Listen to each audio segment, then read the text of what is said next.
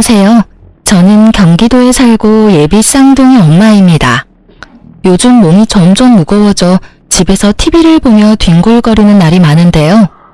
드라마를 보다가 문득 저의 첫 번째 결혼 생활이 떠올라 이렇게 사연을 쓰게 되었어요. 믿었던 두 사람에게 배신당하고 제가 어떻게 했는지 한번 들어보실래요? 남편과 전 같은 대학을 다니던 친구 사이 그 이상도 그 이하도 아니었습니다. 한 학기가 지나갈 무렵 남편은 갑작스레 저에게 고백을 해왔고 전 그런 남편을 밀어냈어요. 남편이 싫은 것보단 연애 자체에 관심이 없었어요. 누굴 만나고 사랑하고 또 헤어지고 그런 것들이 저에겐 그저 감정 낭비처럼 느껴졌거든요. 하지만 남편은 지치지 않고 제 곁을 지켜주었고 전 남편과의 선을 긋고 친구로 지내고 있었어요. 그러던 어느 날 남편을 포함해 친구들과 다 함께 점심을 먹으러 가는 길이었어요. 신호등을 건너려는 순간 음주운전 차량이 빠른 속도로 저에게 돌진했고 곁에 있던 남편이 저를 구하려다 다리를 크게 다치는 사고가 일어났어요. 다행스럽게도 수술은 성공적으로 끝이 났고 저는 남편이 일어날 때까지 곁을 지켰습니다. 아직도 기억이 나네요. 마취에서 깬 남편이 저를 보고 했던 첫 마디를요. 나 네 덕분에 군대는 안 가도 되겠어. 이 정도면 면제 아닐까? 그러면서 웃는데 이 남자 놓치면 안 되겠다는 생각이 들더라고요. 날 위해 목숨도 내놓는 남자. 이런 남자 놓치면 평생을 후회하겠다는 생각마저 들었어요. 남편과 저는 연애를 시작했고 졸업할 무렵에 남편과 저는 누가 먼저라고 할 것도 없이 취업에 성공했어요. 첫 직장이 생긴 25살에 저흰 무섭게 밀어붙여 결혼까지 성공했어요. 사회초년생이었던 남편과 저에겐 모아둔 돈이 있을 리가 없었고 시댁도 넉넉한 편은 아니었어요. 남편과 저는 원룸에서 시작하면 된다고 했지만 저희 부모님의 마음은 그렇지 않았죠. 우리가 돈이 없는 것도 아니고 있는데 왜 너희가 원룸에서 살아? 네 아빠랑도 이야기 다 끝냈으니까 잔말 말고 아파트 들어가서 살아. 우리 사위 혹시나 처가에서 집 사준다고 눈치 보거나 그러면 안 돼?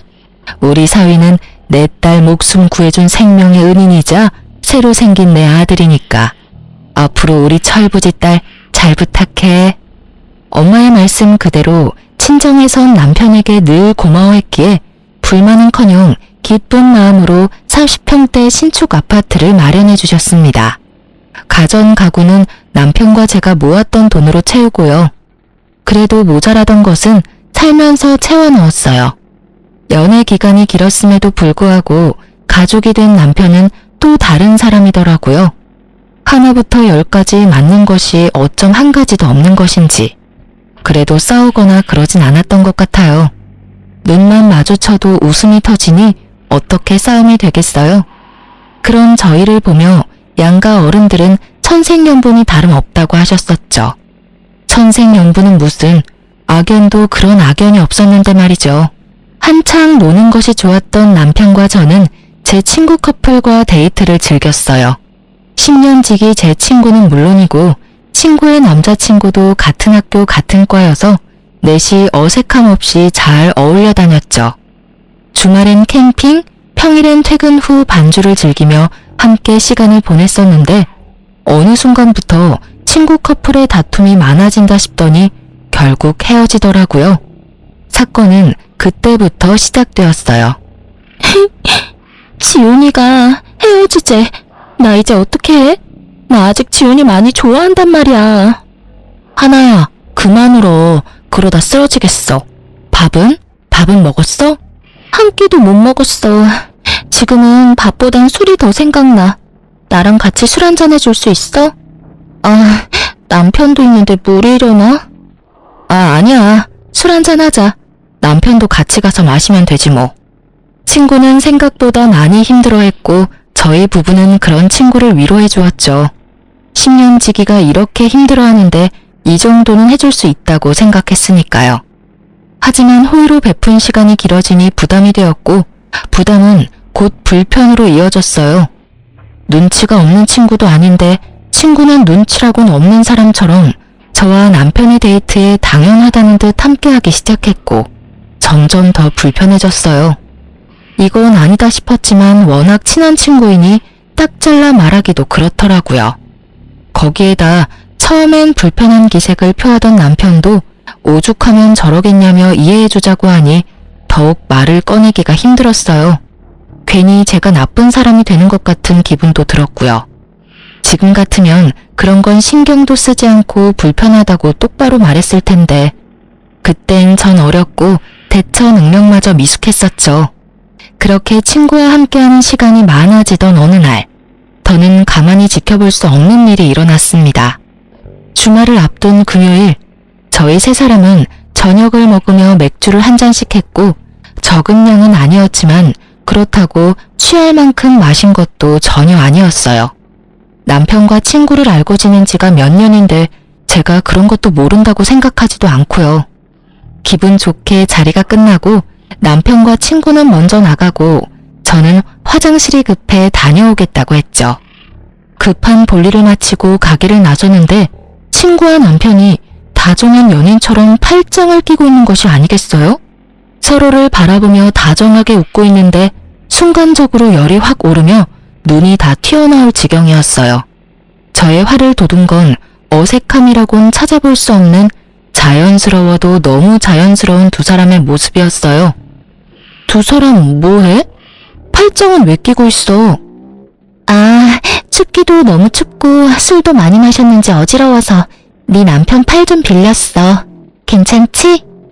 매미 우는 소리에 귀에서 피가 날 지경인데 춥기는 뭐가 추우며 평소 소주 3병도 거뜬히 마시는 애가 맥주 3병에 어떻게 어지럽기까지 한 건지 이해되지 않는 것 투성이었지만 긴 말해서 뭐 하나 싶었어요. 그래서 전 난색을 보이며 단호하게 말했어요. 아니, 싫어.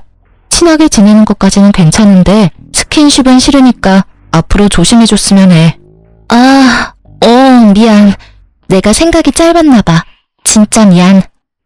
진심인지 아닌지 알 수는 없었지만 일단 제가 기분 나빠하니 냉큼 사과부터 하는 친구와는 달리 남편 놈은 친구 편을 들더라고요. 목에 핏대까지 세우면서요. 뭘 그렇게 예민하게 굴어? 당신한테 친한 친구면 나한테도 친구인데 친구끼리 팔짱도 끼고 그럴 수 있는 거지. 하나 민망하게 꼭 그렇게 말해야 해? 당신 이렇게 속 좁은 여자였어? 뭐? 속이 좁아? 지나가는 사람 붙잡고 물어봐. 내가 속이 좁은 건지 두 사람 행동이 잘못된 건지. 그리고 당신은 지금 누구 편을 드는 거야? 누구 편을 드는 게 아니라 상황이 그렇잖아. 당신이 그렇게 몰아세우면 우리가 꼭 무슨 짓 하다가 걸린 사람 같잖아. 그냥 그런가 보다 하고 넘기면 되는 일을. 이게 뭐야? 당신 때문에 분위기 이상해졌잖아. 왜? 찔려? 난 그저 스킨십만 자제해달라고 했을 뿐인데 왜 오버하고 난리야? 그리고 분위기 이상해진 게 내 탓이야? 당신이 목에 핏줄까지 세우면서 나서서 분위기가 더 이상해졌다는 생각은 안 해? 당사자인 하나도 미안하다고 하는데 왜 당신이 나서서 이 난리야? 나 진짜 기분 나빠지려고 하는데 계속 할 거야? 처음이었어요. 제가 그렇게까지 남편에게 언성을 높이며 화낸 것은요. 처음 보는 저의 모습에 이제야 사태 파악이 된 남편 놈은 말까지 더듬으며 상황 정리를 해보려 애쓰더군요. 아니 그게 아니라 여보. 내 말은 그러니까 괜히 별거 아닌 일로 두 사람 우정에 금이라도 갈까 걱정돼서 누구 편을 더 들고 그러려고 그랬던 건 아닌데 말하다 보니까 감정이 격해져서 나도 모르게 당신 기분 상하게 했어. 미안해. 졸지에 친구 앞에서 부부싸움까지 하는 꼴이 되어버린 저는 친구에게 다음에 보자는 짧은 인사를 남긴 채 집으로 돌아왔어요. 남편은 그날 밤 새벽녘까지 저에게 용서를 구했고 저는 그런 남편을 용서해 주었어요. 자기, 한 번만 더 남이 보는 앞에서 내 편 안 들고 다른 사람 편 들었다간 가만 안 둬? 당연하지. 난 남이라고 생각하지 못했어. 워낙 당신이랑 친하니까. 그래서 팔짱 정도는 가볍게 생각했나 봐. 난 정말 당신이 이렇게까지 기분 나빠할지 몰랐어. 당연히 기분 나쁘지. 친구는 친구야. 가족이 될 순 없다고. 그리고 팔짱 낀 것도 그래. 처음엔 팔짱, 그 다음엔 퐁, 그 다음엔 뭐가 될지 어떻게 알아? 일어나지도 않은 일을 걱정하는 것도 웃기지만 혹시나 하는 일을 만들고 싶지 않은 내 심정도 이해해줘야지. 난 괜한 일 때문에 당신도 친구도 잃고 싶지 않아. 알았어. 내가 생각이 짧았어. 앞으로 조심할게. 조심할 필요도 없어. 앞으로는 하나랑 당신이랑 같이 보는 일은 안 만들 거니까. 당신도 그렇게 알고 눈치껏 피해줬으면 좋겠어. 알겠지? 네, 잘 알겠습니다. 내 친구도 아닌데 뭐, 안 보면 되지. 이렇게까지 했는데 다신 이런 일로 얼굴 붉히는 일은 없겠지 했어요. 저는 앙금이 완전히 사라지지 않아 친구와 거리를 두며 지냈고 친구와 어울리지 않으니 남편과의 사이도 괜찮았어요. 아니, 오랜만에 둘만의 시간을 보내니 설레기도 하고 연애할 때 생각도 나는 것이 더 좋았어요. 그렇게 둘만의 시간을 보내며 친구와 거리를 두던 어느 날, 제 인생을 송두리째 바꿔버릴 사건이 일어났습니다. 전 그날따라 이상하리만큼 일이 잘 풀렸어요. 지금 생각해보면 그날은 저에게 운수 좋은 날이었던 것 같아요. 유명 소설 속 의미도 말 그대로의 의미도 되는 운수 좋은 날이요. 그날따라 월 마감 보고서도 한 번에 통과하고 버스 정류장에 도착하자마자 버스가 오고 심지어 지옥 같은 퇴근 시간에 신호 한 번 걸리는 일 없이 빠르게 집에 도착했죠. 혼자 콧노래를 부르며 현관문을 열었고 집안엔 당황하는 남편과는 상반되게 차분하게 소파에 앉은 친구가 있었어요. 두 사람 사이엔 거리가 꽤 있었는데도 왜인지 이상한 분위기에 화가 확 나더라고요. 거기에다 저도 없는 집에 남편과 함께 있는 친구. 여러분은 이해가 되시나요? 전 이해가 되지 않았고 표정 관리조차 되지 않더군요. 남편은 말을 더듬으며 무슨 말이라도 하려고 했고 전 남편의 말이 들리지 않았어요. 그게 아니라... 무슨 상황인지 설명 좀. 오늘 온다는 말 없었잖아. 아니, 연락도 안 했잖아. 근데 왜 나도 없는 집에 이러고 있는지 설명이 좀 필요할 것 같은데. 남편보다 친구의 설명이 필요한 상황이라 생각했기에 저는 친구를 보며 물었고 친구는 한숨을 쉬더니 안이 꼽던 말투로 말을 하기 시작했어요. 아, 미리 연락 못한 건 미안.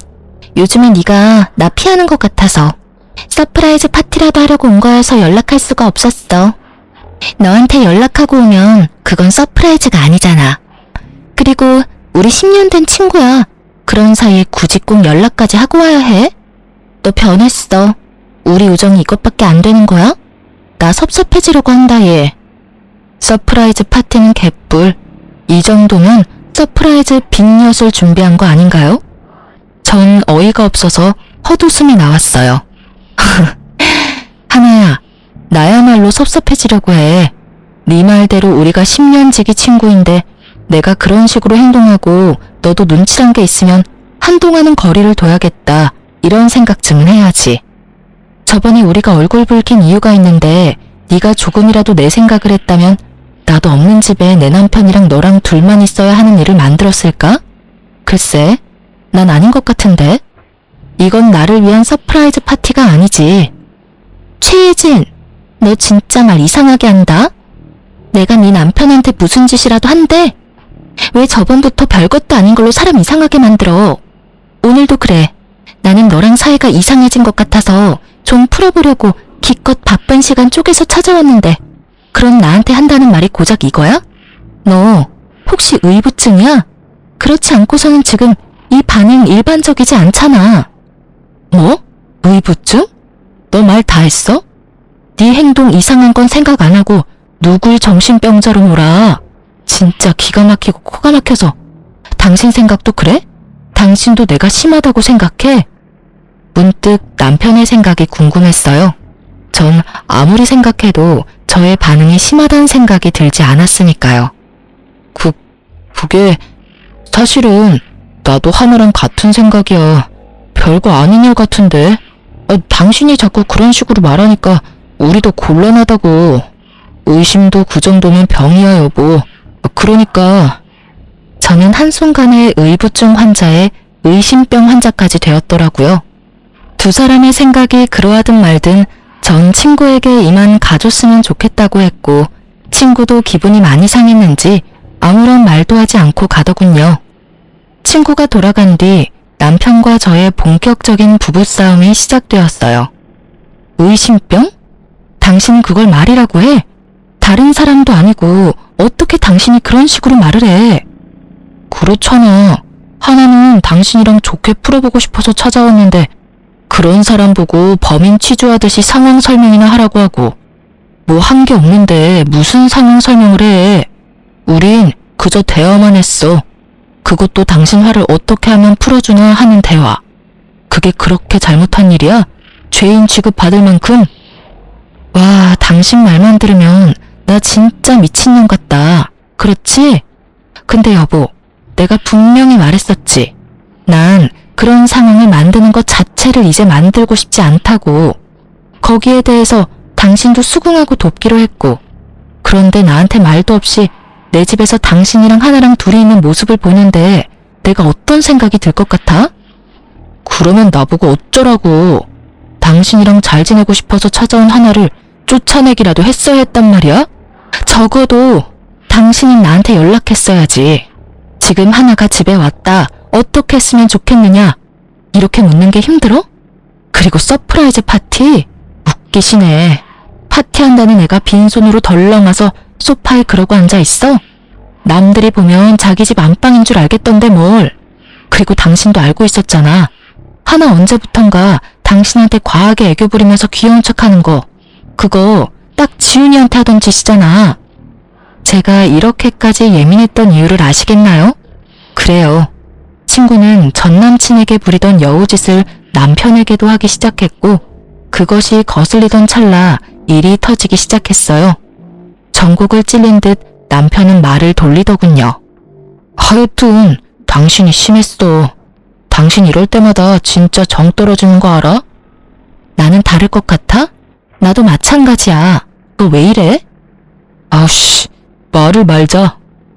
남편은 나가버렸고 남은 여우는 오로지 저의 몫이었죠. 내가 심했나 싶었다가 당연히 해야 할 말을 했다 싶었다가 눈물이 났다가 웃음이 나왔다가 감정이 미친 듯이 널뛰게 하던 중 친구의 전 남자친구가 번뜩하고 뇌리를 스쳤어요. 그리고 바로 전화를 걸어 지금 당장 만나자고 했죠. 지금 생각하면 왜 하필 그 순간에 그 사람이 떠오른 것인지 모르겠지만 그땐 왜라는 것은 필요하지 않았고 그저 만나야만 한다만 머릿속에 가득했어요. 오랜만이다. 무슨 일로 보자고 했어?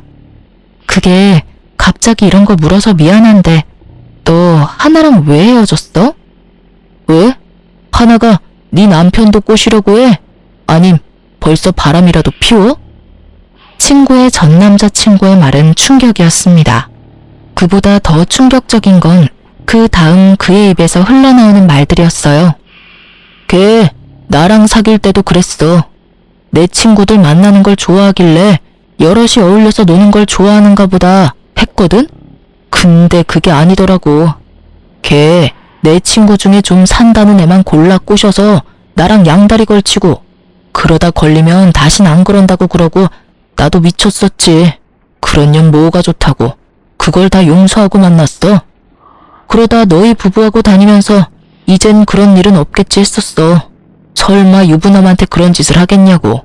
심지어 너랑은 10년 된 친구라며. 그래서 그냥 어울려 다녔는데 어느 날부터 하나가 이런 말을 하는 거야. 너희 집 전세도 아니고 자가라면서 부럽다면서.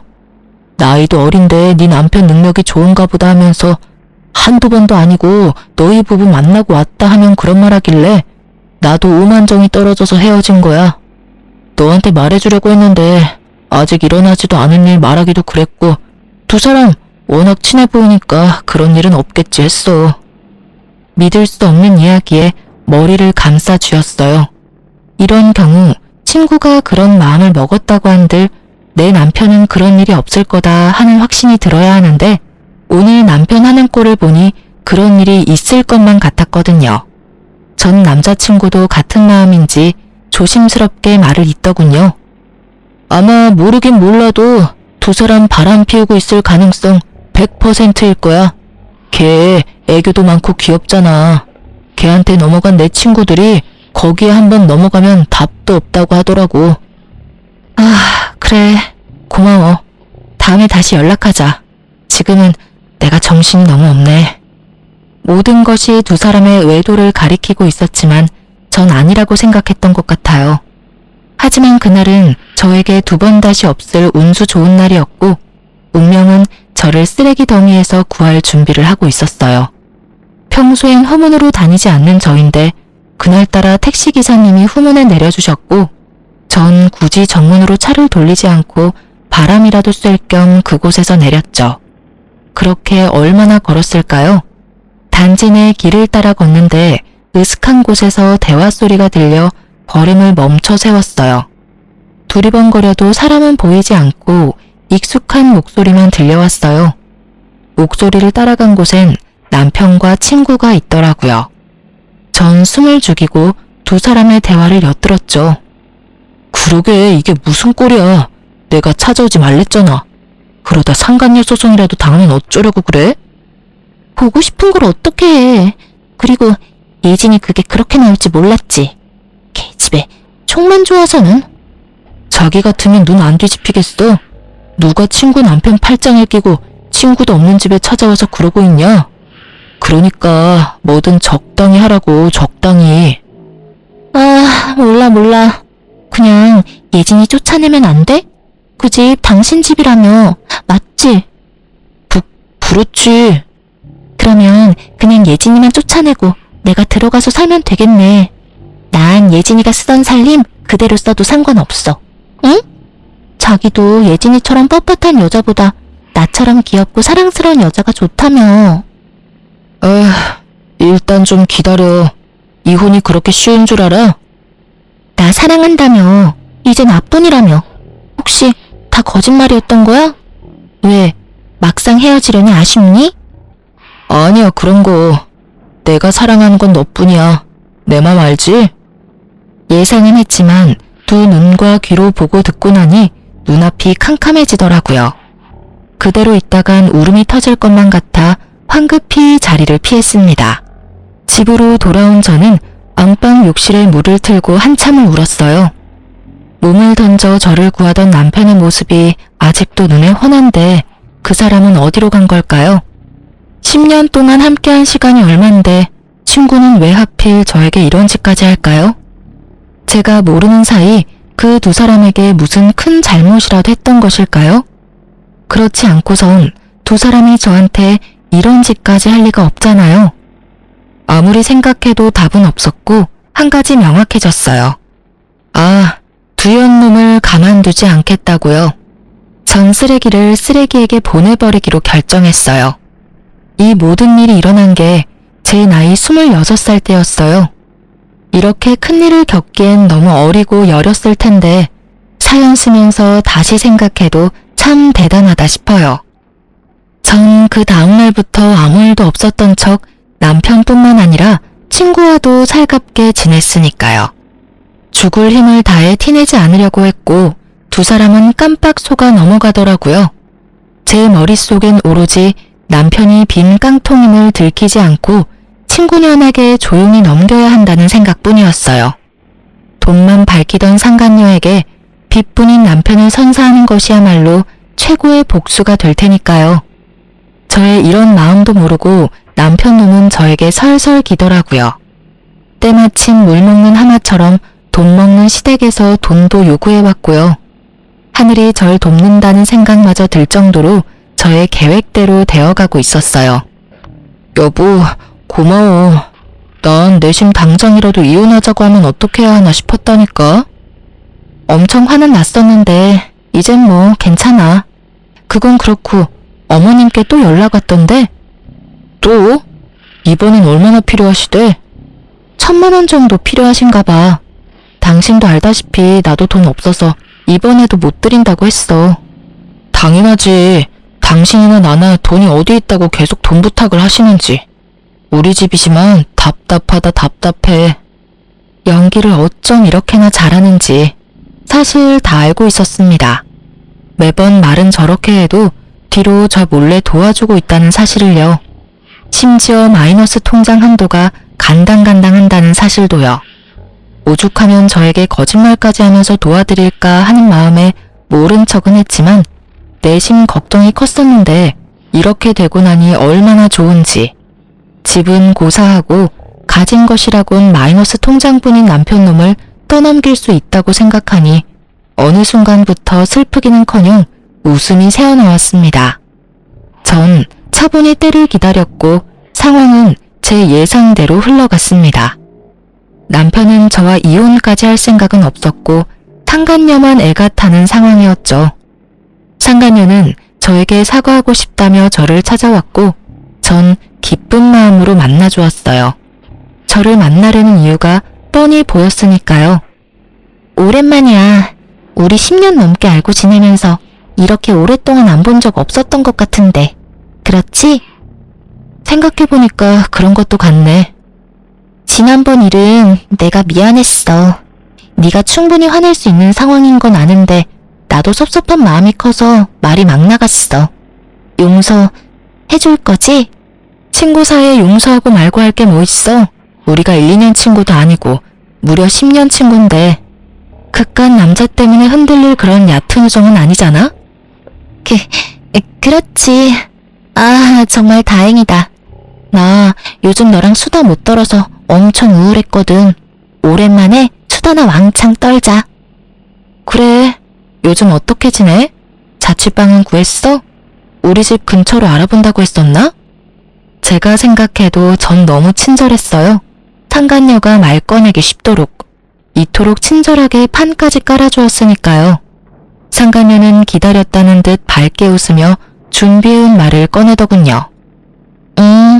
그렇지 않아도 알아보고 있는데 너희 집은 비싸지?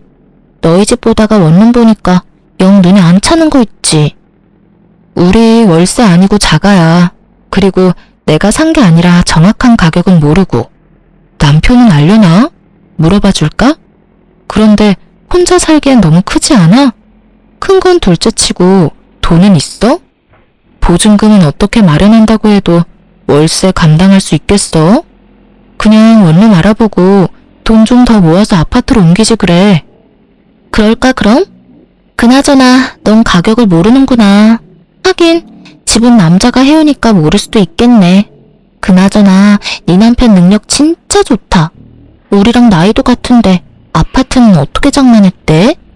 그런데 너희 혹시 공동명이야? 어머, 이런 거 묻는 건 실례인가? 우리 사이에 무슨 공동명이 아니야. 한 사람이 돈을 다 냈는데 무슨 공동명이야. 공동명이 바라면 그게 진짜 양심 없는 짓이지. 남편이 매일 아파트 시세를 검색하니 매매가를 아는 것은 당연했고 명의는 아파트를 마련해주신 부모님 명의였으니 제 말엔 거짓말이 전혀 없었죠. 진실은 알지도 못한 채 웃음꽃이 피는 친구년을 보며 저 또한 환한 웃음으로 저의 심정을 알려주었어요. 확인할 것이 끝났는지 상간녀는 빠르게 저의 이혼을 도와주더군요. 자신들의 외도 증거를 차곡차곡 모아 저에게 보내주었으니까요. 답답하기도 했겠죠. 집 명의도 확인했겠다. 이제 남편이 이혼하고 자신과 재혼만 하면 편히 살 수 있을 것 같은데 망할 놈의 남편이 이혼을 미루기만 했을 거니까요. 친절한 상간녀 덕분에 전 손쉽게 증거를 모을 수 있었죠. 그리고 드디어 결전의 날, 두 사람을 카페로 불렀어요. 두 사람 화해한 거야? 이제 셋이 함께 보는 일은 없을 거라더니. 어찌되었든 잘 됐다. 하나야, 잘 지냈어? 잘 지냈지. 잘 지냈어? 어줍잖은 연기를 하는 두 사람을 보며 저도 모르게 실수가 터져나왔어요. 당신 왜 웃어? 그러게, 예진아, 갑자기 혼자 왜 웃어? 나 좀 무서워지려고 그래. 혹시 어디 아파? 아, 미안. 두 사람 어색한 연기를 보니까 웃음을 참을 수가 있어야지. 당신 진짜 왜 그래? 정말 아는 것이 하나도 없어 어리둥절한 남편놈과 올 것이 왔구나 하며 기대에 찬 상간녀. 전 두 사람에게 상간녀가 준 증거를 뿌려주며 말했어요. 오랜만은 무슨. 여기 바로 어제도 두 사람 만난 증거가 버젓이 있어. 그러니 내가 두 사람 하는 꼴이 웃기겠어, 안 웃기겠어? 여보, 그게 아니라 우리가 어제 만난 건 당신 곧 생일이잖아. 생일 파티 해주려고 만난 거였어. 그렇지 않아요? 남편 놈은 애절한 눈빛으로 도움을 요청했지만 상간녀는 그럴 마음이 전혀 없어 보였죠. 아, 두 사람은 생일 파티 계획 짜는데 손잡고 어깨동무하고 하는가 보지? 그게 잘못했어, 여보. 그게 어떻게 된 일이냐면. 됐고, 하나, 넌 나한테 할 말 없어? 입을 꾹 다물고 있는 친구에게 물었어요. 지금 생각해보면 마지막 기회라도 주고 싶었던 것 같아요. 10년 세월 이대로 끝내고 싶지 않았던 마음도 있었던 것 같기도 하고요. 여러분이 보기엔 바보 같겠지만 전 그랬어요. 하지만 상간녀는 그런 저의 호의를 완전히 찢어버렸습니다. 왜? 사과라도 하길 바라니? 어쩌지? 난 전혀 미안하지 않은데. 알다시피 나 이 사람 사랑해. 이 사람도 나 사랑한다고 하고. 어쩌겠어, 우리 마음이 이런 걸. 구질구질하게 붙잡을 생각하지 말고 이혼해줬으면 좋겠어. 걱정하지 마. 구질구질하게 매달리는 일 따윈 없을 테니까. 네가 그런 부탁하지 않아도 오늘 말하려고 했어. 들었지? 우리 이혼하자. 초스피드로 전개되는 대화에 남편 놈은 눈알 굴리기 바빴습니다. 저런 걸 믿고 낭비한 제 청춘이 아까워 미칠 지경이었지만 어쩌겠어요. 이미 시간은 지났고 되돌릴 순 없는 일인걸요. 그렇기에 전 더는 시간 낭비할 필요 없이 이혼을 진행했습니다. 친절한 증거 덕분에 저의 이혼은 빠르게 진행되었고 그 흔한 물벼락 한번 날리지 못했지만 이혼이 확정되는 날 물벼락을 좋기 100대는 날린 통쾌함을 맛보았네요. 그들의 지옥이 시작될 것이 뻔했으니까요. 저의 예상대로 저와 이혼한 전 남편은 빠르게 상간녀와 재혼하더군요. 빈 깡통이 요란하다고 결혼식을 얼마나 성대하게 했는지 친구들의 연락이 빗발쳐 모를래야 모를 수가 없었어요. 전 그날 두 사람의 빚뿐인 앞날을 축복해줬네요.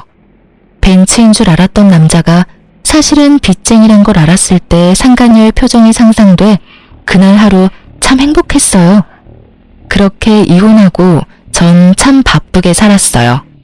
나름 만족할 만한 복수였기에 두 사람을 떠올리지 않으며 살았죠.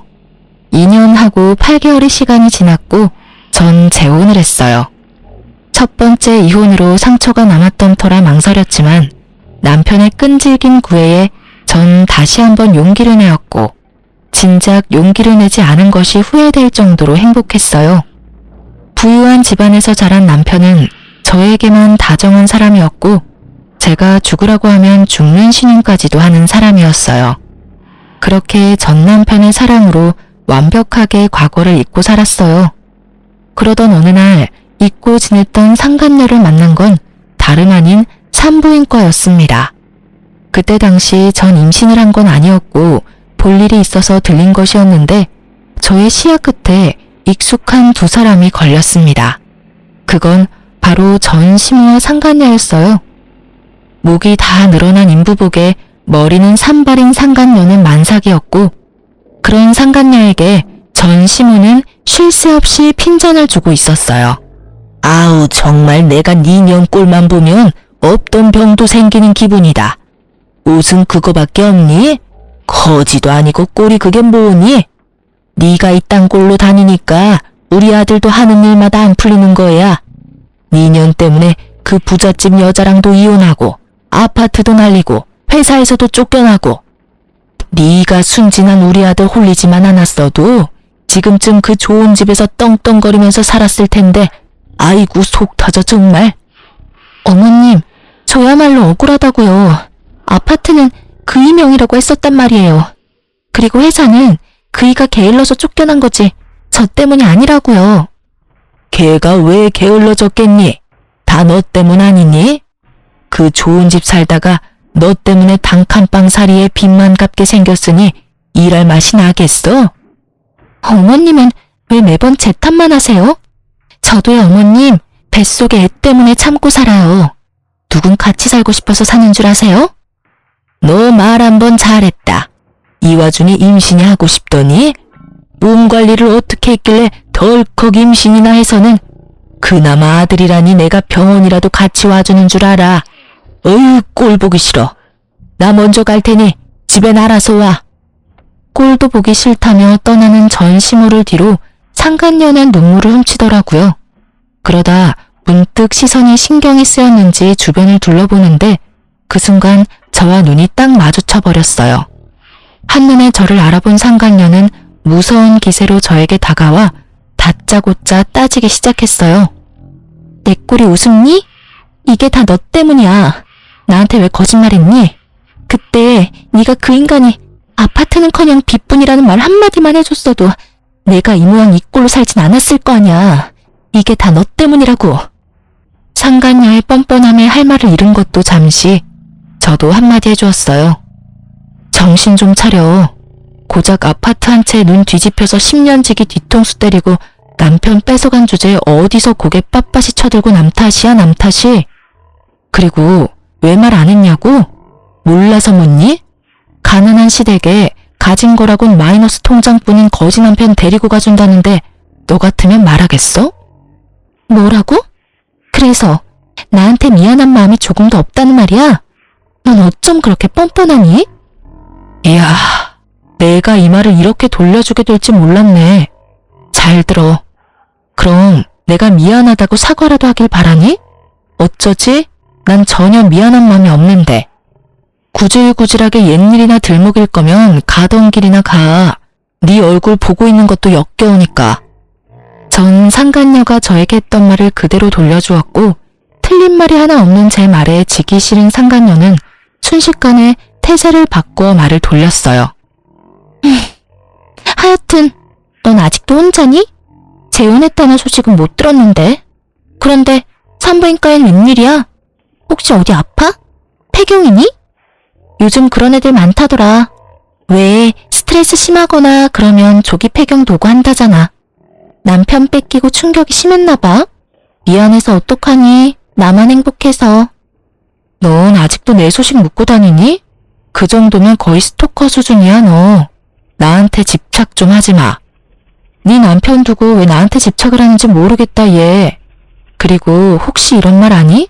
착각은 자유라는 말. 아무리 자유라지만 그 정도면 병인 것 같은데. 산부인과 말고 정신과부터 다녀. 그러다 큰일 나 너. 뭐라고? 너 진짜 말이면 단 줄 알아? 아니다. 나한테 남편까지 뺏겼는데 뭔들 못 들어주겠니? 네가 아무리 바라 그래도 내가 승자고 넌 패자니 말이야. 승자라고 하기엔 네 꼴이 참 비루하지 않아? 꼴이 그게 뭐야? 거울도 안 보고 다녀? 집에 거울이 없는 거야 설마? 목 다 늘어난 인부복은 둘째치고 머리는 좀 빗고 다녀. 빚 그까짓 거 얼마나 한다고?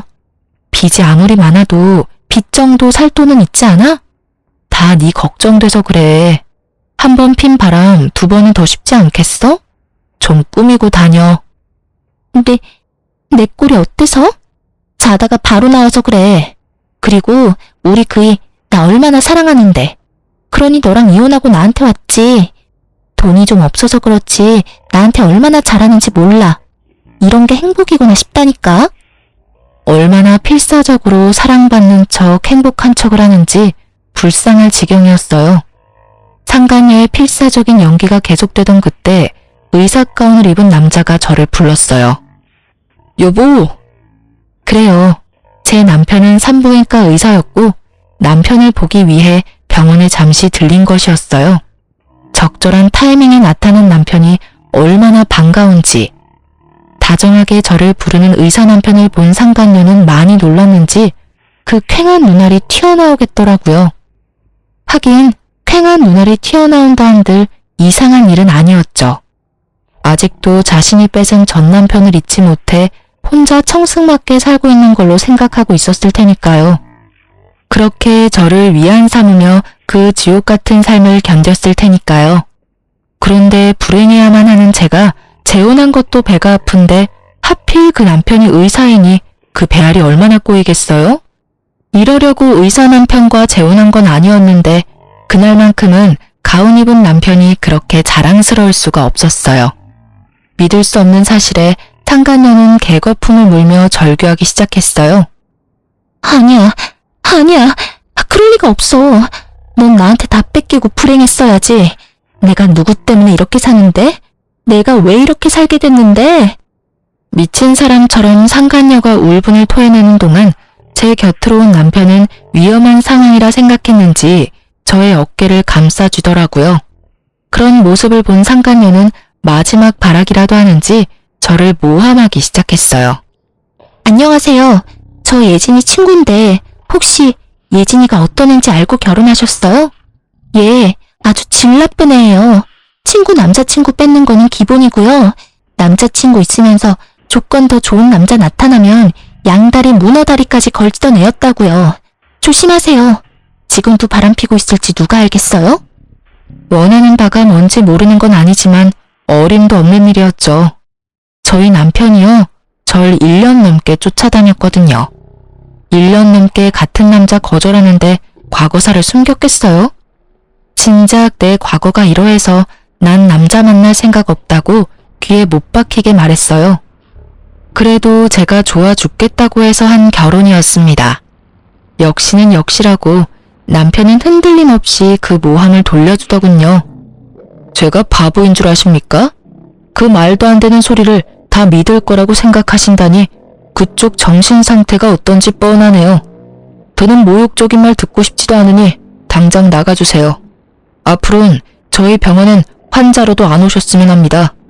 저흰 환자도 가려가면서 받는 병원이라서요. 이렇게 말하며 남편은 간호사를 시켜 상간녀를 쫓아내버렸어요. 사실 자기 인생 자기 손으로 말아먹은 상간녀 꼴을 보고 싶긴 했었는데 막상 보고 나니 썩 통쾌하진 않더라고요. 이런 제 마음을 읽었는지 남편이 한마디 하더군요. 마음 쓸 필요 없어. 마지막까지 당신한테 다 덮어 씌우는 거 좀 봐. 아직 정신 못 차렸어, 저 여자. 어떻게 뱃속에 애까지 가진 여자가 심보가 그따윈지. 에휴, 그런 집에서 태어날 애가 불쌍하다 불쌍해. 당신 탓으로 생각할 필요도 없고 불쌍하다 생각할 필요도 없어. 자기 자리 자기가 찾아간 건데 뭐. 남편 말을 들으니 마음이 한결 편안해지더라고요. 그날 저녁 상간녀에게 제 소식을 들었는지 오랜만에 대학 친구에게서 전화가 왔어요. 덕분에 그들이 어떻게 나락으로 떨어지게 됐는지 자세히 알 수 있었어요. 오늘 그 배신자녀 만났다며? 나한테 전화와서 개거품문인데 귀 따가워서 혼났어. 어떻게 거기서 딱 만나니? 나 통화하는 내내 얼마나 통쾌하던지. 하나 걔 몰골 엉망이지? 안 봐도 뻔해. 쫄딱 망한 남편의 돈 나올 구멍이라고는 없는 시댁. 뻔하지 뭐. 말도 못하게 엉망이더라. 그런데 집이 그렇게나 힘들어? 빚은 있어도 대기업 월급이면 못 갚을 정도는 아닐 텐데. 생각보다 더 엉망이라서 깜짝 놀랐잖아.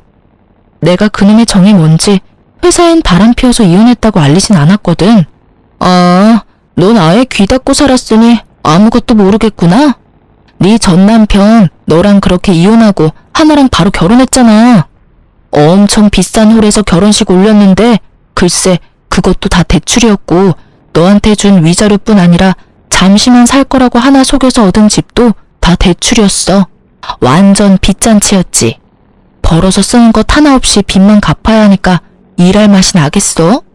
거기에다가 하나 그게 너네 살던 아파트는커녕 남은 거라곤 대출에 마이너스 통장뿐인 걸 알고 쥐잡듯 잡는 바람에 둘이 하루가 멀다고 싸웠어. 그나마 내세울 거라곤 네 호의로 놔둔 대기업 직원이라는 거 하나였는데 퇴근하고 매일같이 술만 마시니까 출근해서 일이나 제대로 했겠어? 맨날 술 냄새나 풀풀 풍기면서 일 처리도 제대로 못하고 하니까 결국 잘렸지 뭐. 회사도 잘리고 빚도 못 갚으니까 결국엔 시댁으로 들어갔다고 하더라고. 그 시무 성깔 너도 알지? 그러니까 하나가 버티겠어? 도저히 안 되겠다 싶었는지 이혼할 거라고 하더니 하필 그때 덜컥 임신을 해버렸지 뭐야. 이 와중에 임신이라니 부부 사이가 좋다고 해야 할지 참나. 하여튼 그 길로 이혼은 물 건너가고 그 꼴로 살고 있어. 천벌 받은 거지 뭐. 그러게 10년지기 제일 친한 친구 뒤통수를 그따위로 치래?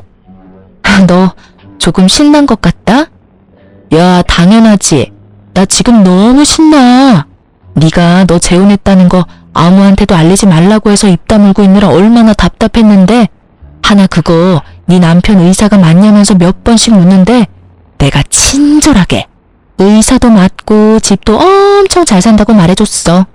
강남에 40평대 아파트 산다는 이야기도 잊지 않고 해주고 말이야. 모르긴 몰라도 오늘 열받아서 잠도 못 잘 거다. 쌤통이야 쌤통. 저보다 더 통쾌해하는 친구와의 통화가 끝나고 전 생각했어요. 돈 찾아 10년 우정도 버리고 가더니 참 어울리는 결말이라고요. 그리고 한편으론 고맙기도 하더라고요. 어찌되었든 상간녀가 그 쓰레기 같은 전 남편을 모시고 가준 덕분에 지금의 남편과 만날 수 있었으니까요. 그 후론 상간녀는 물론이고 전 남편도 찾아오거나 하는 일은 없었어요. 그나마 다행스러운 일이기도 했죠. 내심 병원으로 또 찾아와 행패라도 부리면 어쩌나 했었거든요. 그 지긋지긋 악연들과 이렇게 끝이 났습니다. 이 일을 겪은 것도 꽤 오래됐네요. 제가 이제 30대가 되었으니까요. 남편과 전 잘 지내고 있어요. 여전히 제 말이라면 껌뻑 죽는 남편이라 아기 천사가 빨리 찾아왔어요. 그것도 하나가 아닌 두 천사가 제 뱃속에 자라고 있어요. 요즘엔 몸도 무겁고 조심하기도 해야 한데서 집에서 쉬며 태교에만 힘쓰고 있어요. 정말 웃긴 게 전 입덧이 없는데 남편이 입덧을 하고 있어요. 그 덕에 주변에서 팔출불이라 불리고 있죠. 다른 산모들의 부러움은 제 몫이고요. 거기에다 어머님은 입덧하는 아들은 보이지도 않으신지 음식을 그렇게 해주세요. 남편은 냄새만 맡아도 구역질을 하는데 전 그러거나 말거나 잘 먹으니까요. 덕분에 저와 뱃속의 아기들은 아주 건강해요. 똥 차가고 벤츠 온다더니 그 말이 딱 맞다고 생각하는 요즘. 오늘이 내 생애 마지막 날이라고 해도 후회가 없을 만큼 행복하네요. 어쩌다 보니 제 자랑이 길어졌네요. 이해해 주실 거죠? 제 긴 사연과 자랑 들어주셔서 감사합니다. 안녕하세요. 저는 얼마 전 이혼에 성공한 평범한 40대 초반의 여성이에요. 딸아이 하나 키우는 맛으로 홀로 살고 있는 싱글맘이기도 하죠. 남는 시간에 사연글 유튜브나 보면서 시간 보내곤 했는데 제가 직접 작성하게 되는 건 상상도 못 해봤어요. 그렇지만 제가 직접 글을 써야겠다는 생각이 들 정도로 제 상황은 정말이지 개판 5분 전이었답니다. 지금이야 이미 이혼 과정이 다 끝나고 정리가 된 마당이지만 그 당시에만 하더라도 저뿐만이 아니라 이 이혼과 관계된 사람들 모두 너덜너덜해졌거든요. 저와 남편은 정말이지 오랜 기간 사귀었어요. 솔직하게 말하면 남편이 질질 끌었다고 해야겠죠. 남편은 무슨 이유에서인지 결혼에 대한 생각이 없었고 저는 결혼에 대한 막연한 동경 같은 것이 있었어요. 그리고 무엇보다도 나이가 들면서 하나하나 자리 잡아가는 친구들을 보니 저도 그렇게 안정적인 자리를 잡고 싶다는 생각을 했거든요. 그래서 마지막으로 당시의 남친이었던 남편에게 통보했었죠. 우리 5년 사귀었고 결혼 생각 없으면 이쯤에서 접자였어요. 그때 왜 결혼을 하기 싫어했는지 이혼하는 과정에서 알게 됐어요. 남편이 간을 보고 있었더라고요. 본인은 신중했다고 말하지만 저는 전혀 그렇게 생각하지 않거든요. 당시에는 그런 찝찝함이 있었지만 결혼 후에는 그런 찝찝함도 사라졌어요. 남편이 잘해줬거든요. 그런데 의외의 문제가 제 발목을 잡았죠. 바로 시부와 시모 때문이었어요. 시부는 돈이 좀 많았어요. 물론 지방에 살고 있으니 엄청 부자는 아니었지만 그래도 자수성가한 타입이었거든요. 그런 시부가 늦바람이 나서 매번 시모와 싸우는 거예요. 두 사람만 싸우면 되는 일인데 시모는 매번 싸우면 저희 집에 오는 거예요. 솔직하게 말해서 어느 한쪽 편을 들라고 했으면 더 편했을지도 모르죠. 계산 따라서 더 이득인 쪽에 붙으면 됐을 테니까. 하지만 그렇게 할 수도 없는 게 남편이 시부 밑에서 일하고 있었거든요. 시부 탓을 해버리면 남편 입장이 곤란해지는 거죠. 그리고 와이프인 저도 그 아슬아슬한 줄타기에 매번 동원돼야 했고요. 남편은 그런 시모도 시부도 대면대면하게 대했고 결국 시모의 감정관리는 모두 제 몫이었죠. 저는 시부가 왜 바람피는지 누구와 바람이 났는지 그런 건 하나도 궁금하지 않았어요. 알면 아는 대로 피곤해질 일이고 솔직하게 말해서 너무 깊이 파고들 생각도 들지 않았거든요. 그렇지만 시모는 달랐어요. 저희 집에 와서 시부의 내연녀에 대한 이야기를 하며 제게 스트레스를 모두 퍼부어버리더라고요. 처음에는 며느리에게 그런 모습 보이기 싫어서였는지 체면 칠해하려고 그랬는지 저희 집에는 오지 않고 남편에게 전화로만 하소연했었거든요. 하지만 결혼 후 1년이 지나기 시작하니 시부와 싸울 때마다 저희 집으로 찾아오더군요. 처음에는 그런 시무를 잘 달래야겠다고 생각했죠. 저도 사람이고 여자인데 바람피는 시부에 대한 분노가 없었겠어요? 시부가 딱하다고 생각했는데 나중에 알고 보니 꼭 시부가 잘못한 것만도 아니더군요. 이 상황을 한마디로 표현한다면 유유상종, 이 사자성어가 딱 들어맞는 것 같네요. 시모는 시모대로 시부에게 스트레스를 주고 있더군요. 시부가 벌어오는 돈을 탕진하는 것도 모자라 젊은 시절 볼품없었던 시부를 그렇게 탐탁지 않게 여겼다고 하더군요. 와이프한테 무시당하고 벌어온 돈 다 착취당하면 늦바람이 나도 어쩔 수 없겠다는 생각이 들 정도로 두 사람의 역사는 참으로 치열했어요. 그렇지만 그건 두 사람의 문제고 저희와는 관련이 없는 일인데도 시모는 저희 집에 와서 그 스트레스를 풀어버리는 거예요. 남은 사람들에게 쌓일 스트레스는 생각도 않고 말이죠. 밥을 해주면 밥투정, 청소해주면 마음에 안 든다며 다시 하라고 하고 정말로 시모의 투정과 억지가 대단했어요. 저도 참기만 한 건 아니었어요. 몇 번을 남편과 시모에게 이야기하고 하소연도 했지만 돌아오는 건 싸늘한 눈빛과 네가 이해하라는 말뿐. 괜히 남편이 남의 편인 게 아니더라고요. 그리고 결국 사건이 터져버렸죠. 그날은 친정엄마의 생일이었어요. 한 달 전에 미리 남편에게 엄마의 생일을 알려줬었죠. 그런데 시모가 엄마 생일 일주일 전부터 저희 집에 와서는 집에 갈 생각을 안 하더군요. 친정엄마 생일 전에는 가겠지 싶었는데 아예 눌러앉기로 작정을 했는지 시모는 꿈쩍도 안 했어요. 결국 친정엄마 생일날 점심 식사에 시모에게 제가 먼저 말했어요. 어머님, 죄송한데 오늘 저녁 식사는 혼자서 드실 수 있겠어요?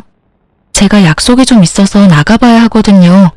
아니면 근처 음식점에서 맛있는 거라도 시켜드릴게요. 뭐? 너 손님 놔두고 집 비우는 거 아니다? 그거 사람 홀대하는 거랑 똑같은 거야. 어이가 없었죠. 그리고 손님이라니. 정말 손님이었다면 쫓아내기라도 했을 텐데 말이죠. 어머님, 오늘 친정어머니 생신이라 한 달 전부터 미리 예약을 해놨어요. 그래서 어쩔 수 없이 나가는 거니까 이해 좀 해주세요. 갈수록 웃기네, 네. 네가 그 집 사람이야? 너 이제 우리 집 사람이야. 우리 집에 시집 왔으면 당연히 너희 엄마보다는 나한테 더 신경 써야 하는 거 아니냐? 네 엄마가 널 그렇게 가르치디? 너 이따위로 행동하는 거 너희 엄마가 알고는 있어? 시모는 연신 시부의 험담을 늘어놓던 입으로 저희 엄마를 모욕하는 말을 늘어놓기 시작했어요. 사돈은 도대체 이런 애를 집 밖에 내놓을 생각은 어째 하셨대? 하긴 고슴도치도 제 자식이 제일 예뻐 보인다니 할 말은 없다만 너 죽어도 이 집 귀신 되는 거야. 네가 죽으면 그 집에서 네 제사라도 치러준다니? 이래서 요즘 애들은 안 된다니까. 주제를 몰라요, 자기 주제를. 저는 시모가 저를 향해 내뱉는 말들을 듣지 않으려 애를 써야 했어요. 정말 기분이 더럽고 엿 같았거든요. 저는 착한 사람이 아니에요. 그리고 인내심이 그리 좋은 사람도 아니었고요. 평범한 사람이었어요.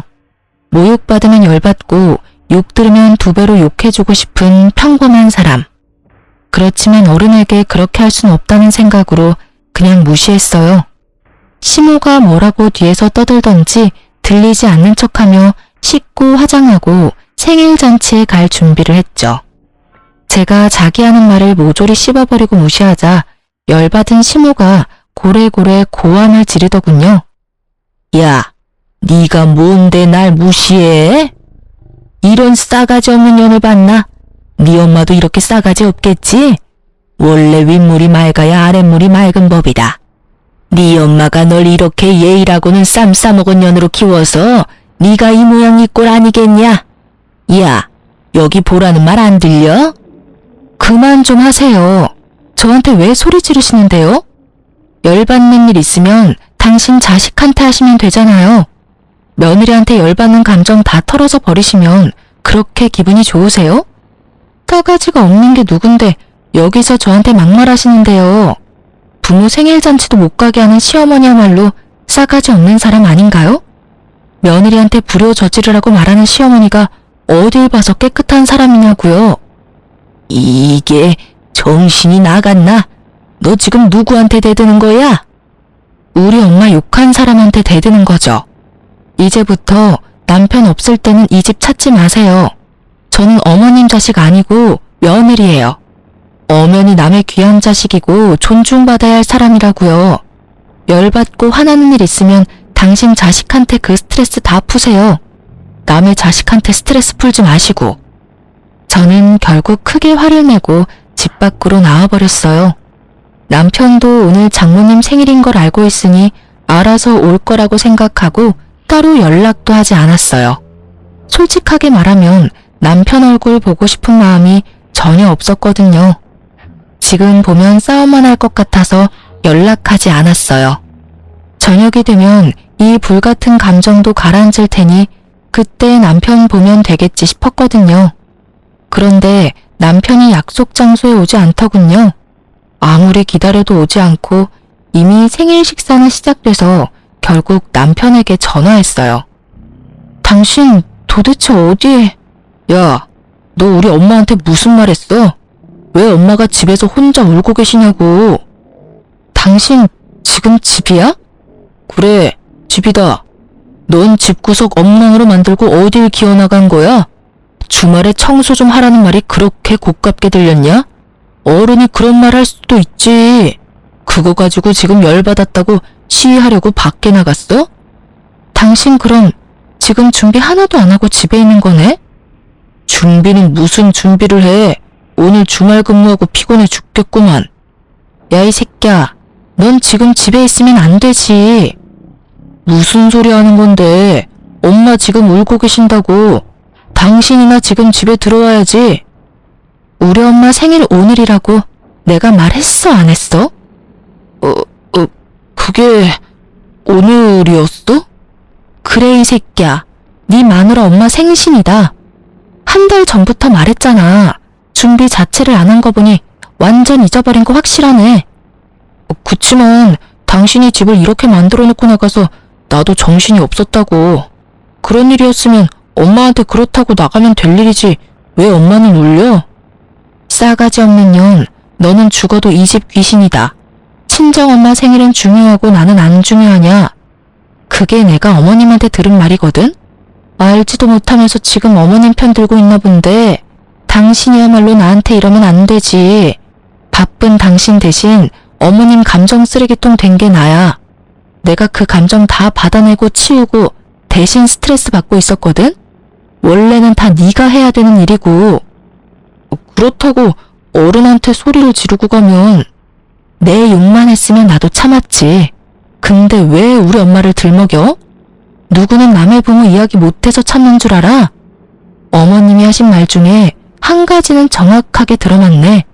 윗물이 맑아야 아랫물이 맑다더니 봐봐. 사돈 욕하면서 엄마 생일에 보내주지도 않으려는 어머님이나 장모님 생일 같은 건 싸그리 잊어버리고 대리효도 해준 나한테 화내는 당신이나 똑같다. 그치? 제 말에 남편 놈은 할 말이 없는지 말이 없더라고요. 그렇다고 그 침묵이 미안함을 뜻하는 게 아니라는 건 잘 알고 있었어요. 미안했다면 미안했다고 말했겠죠. 장모 생일도 모르는 놈이랑 결혼한 내 팔자가 참 웃겨. 어머님한테 전해. 그리고 당신도 잘 듣고. 대접을 받고 싶으면 대접 받을 만한 행동을 좀 하라고. 남한테 다 맡겨놓고 혼자 편안하게 지내는 거 나한테 미안하지도 않아? 어머님도 아버님이랑 사이 안 좋은 건 알겠는데 나한테 와서 그런 말 하면 다 자기 얼굴에 침 뱉는 일인 거 몰라서 지금 나한테 그러시는 거야? 당신이 봤을 때 아니다 싶으면 끊었어야지. 언제까지 나한테 다 맡겨놓을 셈이었니? 결국 남편이 헐레벌떡 뒤늦게 친정엄마의 생일에 찾아왔어요. 솔직히 용서해주고 싶은 마음은 눈꼽만큼도 없었어요. 이 사람과의 결혼 생활에 의심이 들기 시작한 게 그때가 시작이었던 것 같아요. 제 기분은 최악이었고 남편 놈은 눈치만 보더군요. 그날 저녁 집에 오는 길, 차에서 남편이 먼저 말하더군요. 여보, 미안해. 나는 장모님 생일을 잊은 게 아니고 어제까지는 분명히 생각하고 있었거든? 그런데 갑자기 집에 어머니가 울고 계시는 바람에 나도 모르게 잊어버린 거야. 누가 뭐래? 자기 부모 자기가 챙기는 거 맞지. 그러니까 앞으로도 당신이 어머님 챙겨. 나는 내 부모님 챙길 테니까. 그럼 됐지? 그러니까 앞으로 어머님 집에 오실 때마다 당신이 맡아서 어머님 받으려. 설마 어머님이 당신한테까지 막말하진 않겠지. 얼마나 귀한 아들인데 나쁜 말을 해? 순전히 남의 자식이니까 나쁜 말도 할 수 있는 거잖아. 뼈를 때리는 제 말에 남편은 입을 꾹 닫더군요. 자기가 해결할 수 있는 문제가 아니라고 생각한 듯 하더라고요. 집에 돌아갔더니 시모는 돌아갔더군요. 하지만 그 뒤에도 몇 번 집에 왔어요. 그리고 시모가 올 때마다 저는 집에서 나갔어요. 남편에게 시모 왔다고 전해주고 제 몸만 몰래 빠져나온 거죠. 결국 바쁜 와중에 시모의 감정 쓰레기통이 된 남편은 몇 주도 못 버티고 손을 들었어요. 시모에게 제발 집에 오지 말라고 빌며 시댁으로 보냈다더군요. 그래도 남의 자식이 아니라 제 자식의 부탁이니 말은 잘 들어주더군요. 그 뒤로는 시모도 저희 집에 온 일이 없었어요. 저도 남편도 평온한 시간을 되찾게 된 거죠. 저와 남편의 생활은 꽤나 오랫동안 유지가 됐어요. 시댁에서 시모와 마주쳐도 시모는 제게 한마디도 안 했어요. 기분이 나빠져라기보다는 자신이 여기서 화를 내고 짜증을 내면 남편에게 더 미움받을까봐 걱정했던 것 같더라고요. 그리고 시부에게 책 잡히는 게 싫어서 그랬던 것 같기도 하고요. 그리고 그런 시모 덕분에 저는 생각보다 편하게 시댁에 다닐 수 있었어요. 그 와중에 저와 남편 사이에는 딸아이가 태어났어요. 딸이 태어났을 때 가장 좋아했던 분이 시부였어요. 시부는 아들보다 딸을 원했는데 집안에 아들만 있으니 영 아쉬웠던 모양이었어요. 작고 앙증맞은 손녀딸의 존재는 시부에게는 오아시스 같은 느낌이었던 거죠. 매번 갈 때마다 손녀딸 데리고 오라고 한다든지 시모와 싸운 날에는 밖에서 식사나 하자며 손녀를 꼭 데리고 오라고 하셨거든요. 그런 시부의 지극정성에 제 딸도 어찌나 시부를 잘 따르던지 결국 시부의 총애를 듬뿍 받은 우리 집 상전으로 거듭났죠. 그렇게 즐겁고 평온한 시간이 계속될 거라 생각한 어느 날 남편이 회식이 있으니 늦을 것 같다는 카톡을 보내왔어요. 그 카톡을 보면서 저는 별 생각 없었어요. 요즘 자주 늦네? 이런 정도였죠. 승진과 각종 행사가 많았던 연말이었거든요. 그래서 늦는 것도 어쩔 수 없다는 생각이었고 저는 사회생활도 업무의 연장선이라고 보는 타입이라서 딱히 회식을 싫어한다거나 하지 말라고 한 적은 없었어요. 그런데 그날은 좀 특별했어요.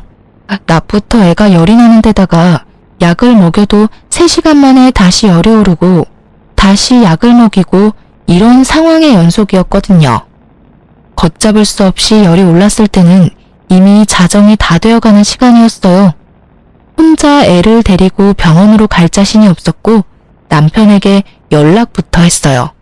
그런데 전화기가 꺼져 있더군요. 결국 전화번호를 뒤지다가 정말 우연히 받아놓은 남편 부하 직원의 연락처를 발견했죠. 그 부하 직원이라면 분명히 남편과 같이 있을 거라는 생각으로 그 사람에게 전화를 했어요. 늦은 시간에 죄송해요.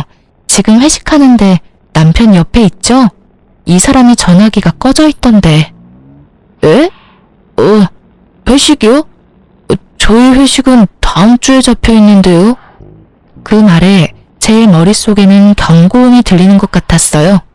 거짓말, 그리고 외박. 이 조합으로 생각나는 건 단 하나뿐이었어요.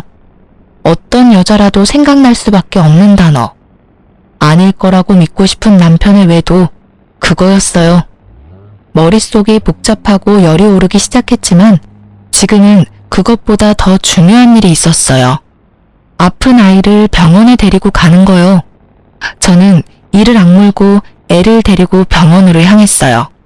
아이는 요로 감염이었고 다행히 항생제 투여 후 열이 줄어들고 있었어요. 그리고 그 다음날 아침 8시에 남편에게 전화가 오더군요. 저는 입원한 아이 손을 잡고 있다가 남편의 전화를 받았어요. 당신 도대체 어디야? 애는 어디다 맡겨두고 외박이냐고. 지금 당신이 나한테 그런 말을 할 자격이 있어? 어제 애 아파서 응급실 왔거든? 당신한테 전화했는데 전화기는 꺼져 있더라? 회식이라고 했지? 그런데 왜 당신 부하 직원은 회식이 이번 주에 없다고 했을까? 솔직하게 물어. 나한테 회식한다고 속이고 어디 갔었어? 회식도 아니었는데 도대체 어디서 뭘 하느라 늦었냐고. 애 아플 때는 옆에 없는 놈이 애 아빠가 맞기는 해? 뭐? 애가 어디가 아픈데? 입원한 병원이 어디야? 내가 묻는 말에 대답이나 해. 너 나 속이고 외박하고 뭐 했어? 나 몰래 바람 피니? 애가 이렇게 어린데 설마 바람 피는 건 아니지? 그럼 어제 그건 당신이 싫어하는 친구 만나러 간다고 당신한테 거짓말한 거야. 외도 같은 건 아니고 당신이 싫어하던 그 친구 있잖아. 매번 동업하라는 친구. 정말 미안해 여보. 제가 무슨 말을 해도 남편은 미안하다고만 하더군요. 그리고 절대로 외도가 아니라고 했고요. 남편의 친구 중에 제가 싫어하는 친구가 있긴 했어요. 사기꾼 같은 놈이 하나 있었는데 그 놈이 보자고 한다고 남편이 외박을 한다? 그건 아니라고 생각했어요. 남편도 그 친구를 곤란해하는 게 눈에 보여서 제가 남편 대신 그 친구 못 만나도록 못 박은 거거든요. 그 친구한테 제 핑계대고 피하라고.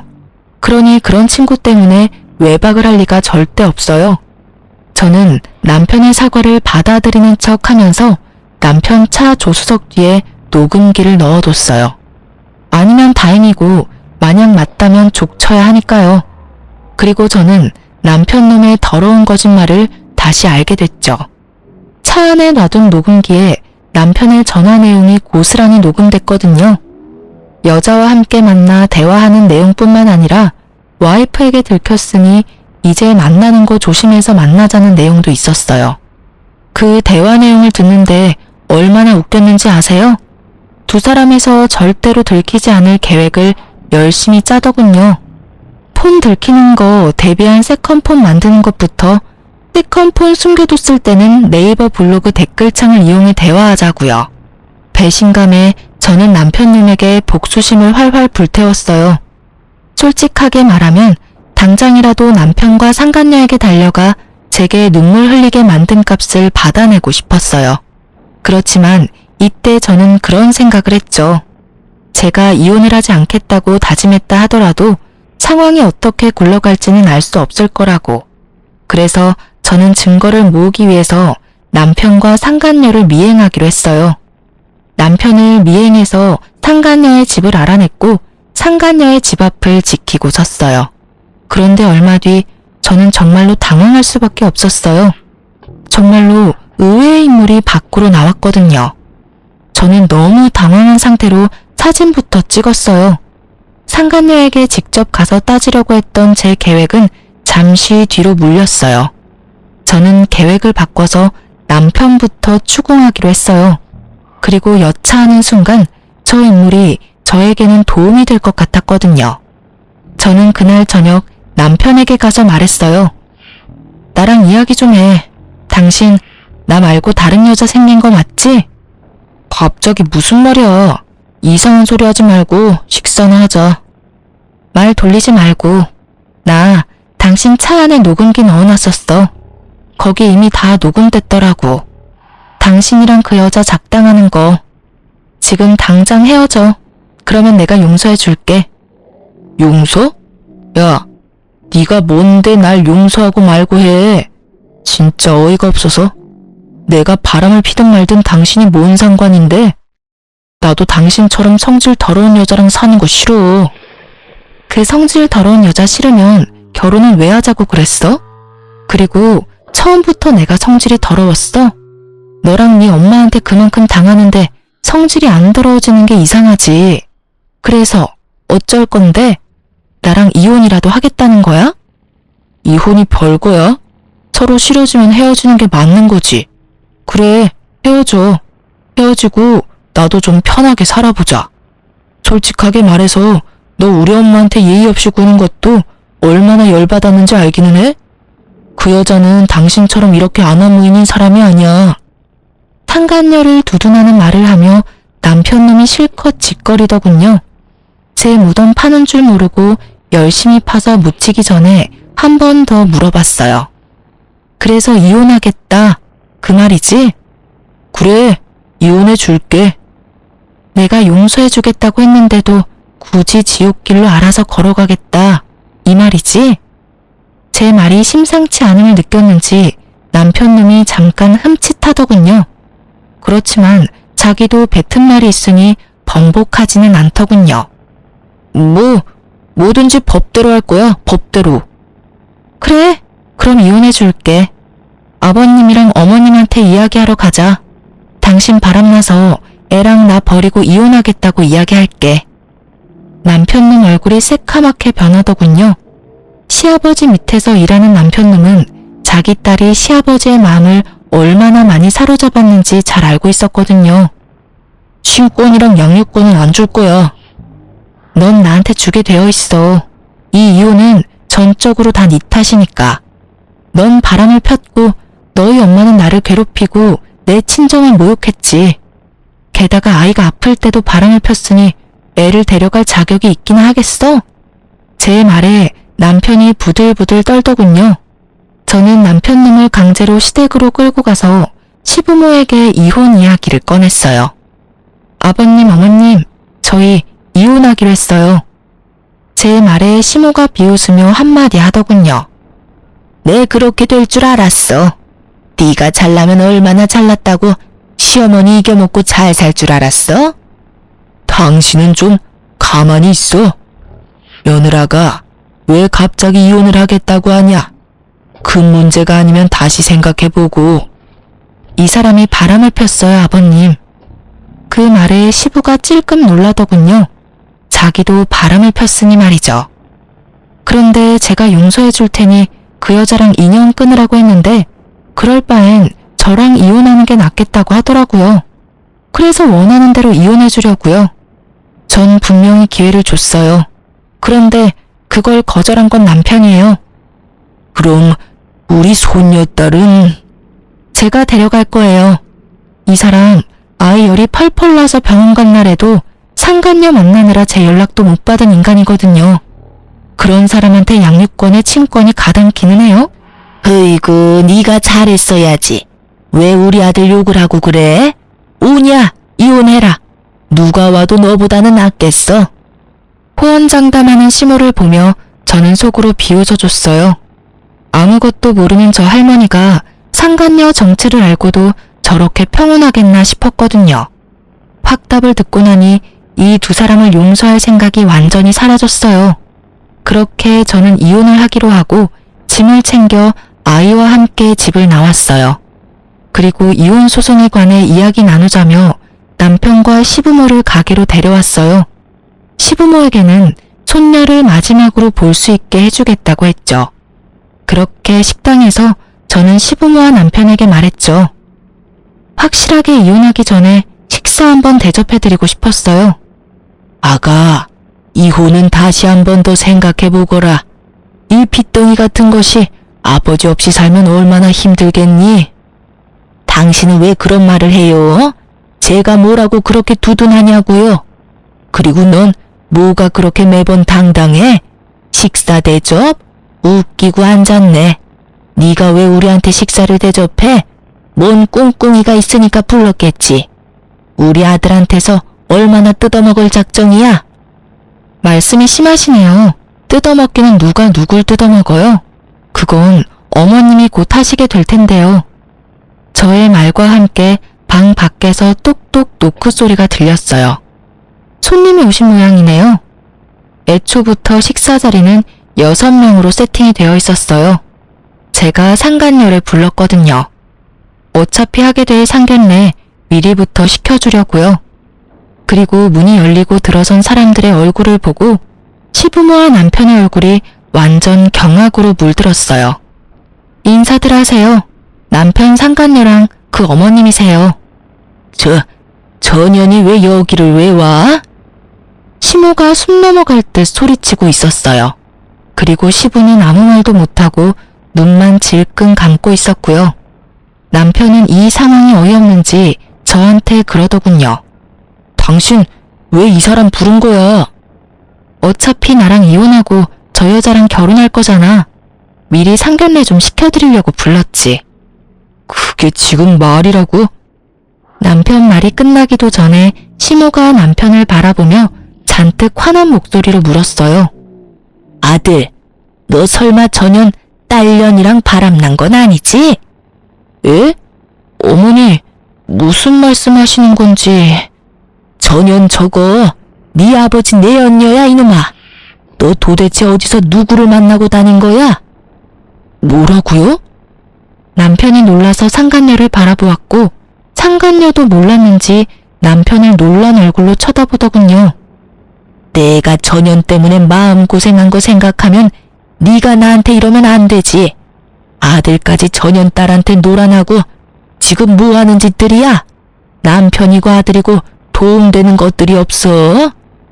아버지, 이게 대체 다 무슨 소리예요? 아버지가 바람피운 상대가 정말로... 시부는 말이 없었고 시부의 내연녀도 말이 없었죠. 저는 남편에게 말했죠. 당신이 나랑 이혼하고 싶은 게 저 여자 때문이었잖아. 저 여자가 그렇게 좋다며? 그럼 둘이 결혼해. 할 수 있으면. 나는 어차피 이혼할 건데 그렇다고 두 사람이 내 눈에 눈물을 흘려놓고 행복하게 하하호호 사는 건 보고 싶지가 않거든? 그리고 어차피 지금 알게 되나 나중에 알게 되나 알게 되는 건 시간 문제였으니까 나한테 고마워해. 제 말에 남편 놈이 그제야 제가 이런 일을 벌인 걸 알고 온몸을 부들거리며 소리치더군요. 당신 진짜 어떻게 이런 짓을... 너야말로 나한테 어떻게 그런 짓을 해? 말은 바로 해. 용서해주겠다고 한 사람은 나고 그걸 거절하겠다고 한 사람은 너야. 열심히 네 무덤 파고 있는 거 보면서 즐거웠다 미친놈아. 말을 잊지를 못하는 남편에게서 눈을 돌려 얼굴이 벌겋게 된 채 시부의 내연녀를 바라보는 시모에게 말했어요. 어떤 여자가 와도 저보다는 낫겠다고 하셨으니 며느리 잘 대해주세요. 아드님이 아주 사랑하는 여자라고 하더라고요. 저랑은 다르게 싹싹하다던데. 그쪽 아들이 며느리 한번 잘 골라왔네요. 그쵸? 그리고 딸을 저리 키운 상간녀의 엄마에게도 잊지 않고 말해줬죠. 딸을 어떻게 키웠길래 가정 있는 남자를 건드려놓고 뻔뻔하게 딸내미 상견례까지 시키겠다고 이 식당 찾아온 거 보면 참 그나물의 그 밥이다. 그쵸? 엄마 닮아서 그런가? 남자 후리는 솜씨도 대단하고요. 하여튼 딸 한번 잘 키우셨네요. 다들 더 반갑게 인사하세요. 하나하나 성질 긁어대는 제 소리에 시모가 완전 열이 받을 대로 받았더라고요. 너 이렇게 될 줄 알고 여기 불렀지? 뭐 때문에 이런 여자 불렀어? 너 이런다고 내가 이혼 반대할 것 같아? 무서운 말씀하시네요. 저는 이혼할 거예요. 거기에는 어머님 지분도 있는 거 아시죠? 매번 저희 집에 와서 저 시집살이 시키는 것도 모자라서 시아버지랑 내연이 욕해대면서 불쾌한 감정 저한테 다 쏟아내셨잖아요. 그런 분을 어떻게 모시고 살아요? 시모는 약이 단단히 오른 듯 했어요. 하지만 더 이상 그 화살을 저한테 돌리지는 않았어요. 바로 시부에게 한바탕 쏟아내더군요. 당신 때문에 내가 이게 무슨 꼴이야. 저 새파랗게 어린 년 때문에 내가 당한 꼴을 봐. 당신이 저런 년이랑 바람만 피우지 않았어도 내가 이렇게 꼬투리 잡힐 일이 없었을 거라고. 저번에도 말했지만 나는 절대로 당신이랑 이혼 못해. 아이고 내 팔자야. 어떻게 남편 복도 없는 년이 자식 복, 며느리 복까지 없어서 이 수모를 당하고 살아. 너도 마찬가지야 이놈 자식아. 네 아버지만으로는 부족하더냐? 할 짓이 없어서 계집질을 해. 그것도 저런 년 딸한테 홀딱 빠져가지고. 어떻게 너마저 나를 배신해? 시모가 쏟아붓는 말에 남편 얼굴이 하얗게 질리더군요. 재혼? 꿈도 못 꾸겠죠. 제 어미 가슴에 못 박은 여자딸이랑 무슨 결혼을 해요? 혼인의 혼자만 꺼내도 시모가 뒤로 넘어갈 판인데. 이게 다 무슨 일이야? 엄마, 이야기 좀 해봐. 엄마 만나는 사람이 이 사람 아버지야? 상간녀도 제 어머니가 어떤 사람인지를 알았어요. 너야말로 이게 다 무슨 일이야? 너 제대로 된 남자 만난다고 하지 않았어? 그런데 불륜? 상간녀의 어머니도 자기 딸이 어떤 사람인지 알게 됐죠. 엄마야말로 불륜이잖아. 나한테는 일찍 사별하고 돈만 많이 벌어다 놓은 영감이라며. 얘가 못하는 소리가 없어? 엄마가 언제 그렇게 말했어? 엄마는 나한테 화내면 안 되지. 엄마도 똑같이, 아니, 나보다 더한 짓 했으면서. 결국 이 집도 저 집도 똑같이 풍비박산이 나버렸죠. 그리고 그 와중에 웃는 건 저뿐이었고요. 정말 너무나 통쾌하기 짝이 없는 장면들이었어요. 상간녀와 남편의 행복한 미래는 이미 산산조각 났고 두 사람의 암울한 미래 앞에는 부모님들이 있었죠. 서로가 서로를 물고 뜯는 상황을 보며 저는 차분히 모든 걸 보고 있었어요. 그러게 남의 눈에 눈물 흘리게 만들면 자기 눈에는 피눈물 나는 거 미리 알았어야죠. 서로 물고 뜯다가 잠시 소강 상태가 되자 저는 그제야 가방에서 이혼 서류 꺼내 남편에게 던져줬어요. 이혼 서류야. 내가 작성할 건 이미 다 했고 나머지는 당신이 작성해서 내. 소송 때 보자. 아, 그리고 미리 축하해. 두 사람 행복하게 살았으면 좋겠네. 절대로 이루어질 수 없는 두 사람의 미래를 축하하며 저는 자리를 떠났습니다. 남은 사람들이야 신경 쓸 필요 있나요? 저도 제 감정 추스리기에 바쁜 사람인데 이 와중에 날 엿먹인 인간들을 위한 배려 같은 건 필요 없잖아요. 그렇게 이혼은 진행됐어요. 남편 눈도 그 상간녀를 포기하지 못한 듯 보였어요. 하긴 뜯어내면 뜯어낼수록 더 들러붙는 게 불륜 사이라고 하지 않던가요. 그렇지만 부모들이 그걸 바라지 않는데 두 사람이 그 뜻을 이룰 수는 없겠죠. 시모는 결국 그 일 이후로 완전 정신적인 타격을 받아서 정신과에 다니고 있다고 하더라고요. 시부의 배신 때문에 그렇게 열받아서 저한테 모든 걸 쏟아내던 시모였는데 결국 아들놈까지 자기를 배신하는 짓을 했으니 정신이 남아나겠어요? 저 같아도 정신과 다닐 만큼 타격을 받았겠죠. 어떤 여자라도 저보다 낫겠다며 그렇게 호언장담을 하며 이혼하라고 떵떵거리더니 정작 이혼하고 나서 아들이 데려온 여자가 시부 내연녀의 딸이라니 게다가 얼마나 웃겨요?